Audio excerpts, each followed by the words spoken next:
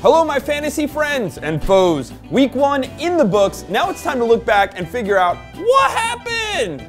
Here are my Monday musings for the MLS fantasy world. Number 1, don't panic. It's early. I guarantee you the guy in first place today, yeah, I'm looking at you little kickers, will not win the overall championship.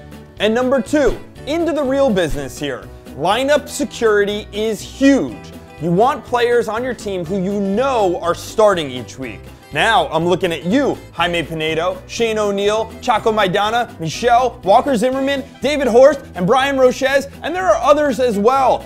It just puts a premium on the guys who you have no doubt are going to be in that starting lineup no matter what, especially for those players who subscribe to the punt your bench theory. This, of course, is all the more important early in the season as coaches are still tinkering with their lineups. All right, number 3. Here are the averages for points by position that help calculate the price changes. Goalkeepers, 5.3 rounded down to 5. Defenders, 5.2 rounded down to 5. Midfielders, 3.9 rounded up to 4. Forwards, 3.6 rounded up to 4. Now, take it for what you will, but this is the result of a lot of shutouts in week 1. Defenders scoring more points than attackers. Offenses not clicking as fast as defenses is understandable, especially with 2 expansion teams entering the mix here. I guess it skews in the other direction after a few weeks here and eventually at least evens out.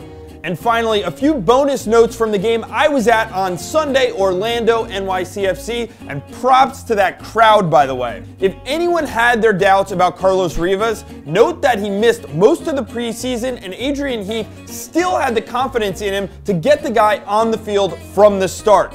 In time, I think he shifts to that wide left spot that Lewis Neal played, but my point still stands, he is going to be a stud. Jason Kreis is starting Mix Diskerud in a deep midfield spot, but that didn't stop him from scoring NYCFC's first goal on Sunday. Just remember that it came off of a set piece and wasn't in the run of play where he's likely to be further behind the play more often than not. Now this isn't to say he's not going to get forward in the attack and combine with guys scoring a few goals throughout the course of the season.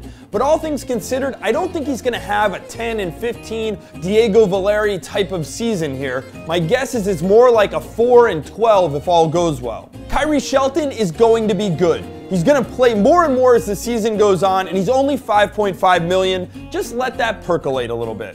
And finally, wait for it, I need to walk out on a limb here. Kaká will be the top player in fantasy by season's end, period.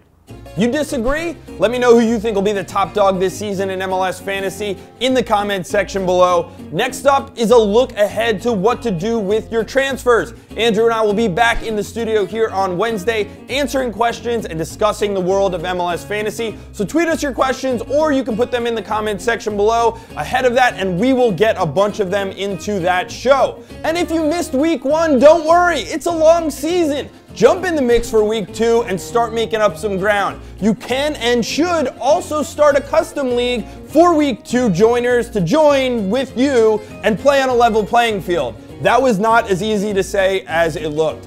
That's all for starting lineup today. I will see you later in the week.